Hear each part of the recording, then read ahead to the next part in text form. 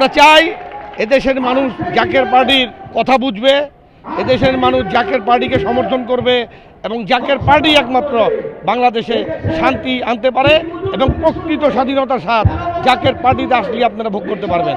একটি দেশের উন্নতির জন্য যুব সমাজের যে ভূমিকা থাকে, সেই যুব সমাজের ভূমিকাকে আমরা যদি সমুন্নত রাখতে চাই, তাহলে আমাদের জাকের পার্টি যুব ফ্রন্টে আপনাদের ঐক্যবদ্ধ হতে হবে। কারণ একমাত্র জাকের পার্টি যুব ফ্রন্টই এমন একটি আদর্শভিত্তিক সংগঠন, যে সংগঠনের মাধ্যমে কাজ করলে আপনার চরিত্র পরিশুদ্ধ হবে এবং আপনার ভবিষ্যৎ নিশ্চিত হবে। মাননীয় চেয়ারম্যান স্যার কিছু দিক নির্দেশনা দিয়েছেন জাকের পার্টির পক্ষ থেকে। সেটা হচ্ছে যে প্রত্যেকটা নির্বাচনের আগে আমাদের এখানে হানাহানি, রক্তপাত, ভোট কেন্দ্র দখল, এই সমস্যাগুলো আমাদের দেশে আছে এবং যার ফলে বারবার স্বৈরাচার তৈরি হয়।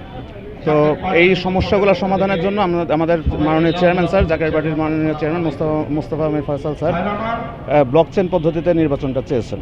ব্লক চেইন পদ্ধতিটা হলে ভোট কেন্দ্র দখলের আর কোনো সমস্যা থাকবে না, যে যার মতো ভোট দিতে পারবে। এমনকি আমাদের বাংলাদেশের যে কোটি মানুষের উপরে যারা প্রবাসী আছেন, ওনারাও ওনাদের ভোটাধিকার প্রয়োগ করতে পারবেন। তো যারা বাংলাদেশের উন্নয়নে ব্যাপক ভূমিকা রাখে প্রবাসীগণ, হ্যাঁ, সে কিন্তু ভোট দেওয়ার ক্ষেত্রে ওনারা কিন্তু কোনো প্রকার ভূমিকা রাখতে পারে না দেশের সরকার নির্বাচনের ক্ষেত্রে।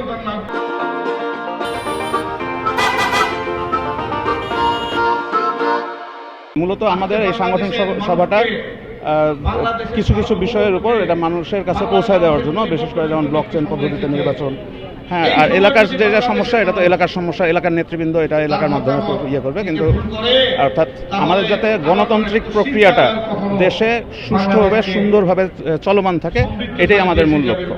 আজকে আমাদের যুবকদের অবস্থা কি?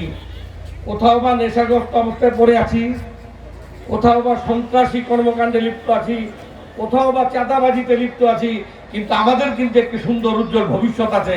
আমাদের ভবিষ্যতের চিন্তা কিন্তু আমাদেরই করতে হবে।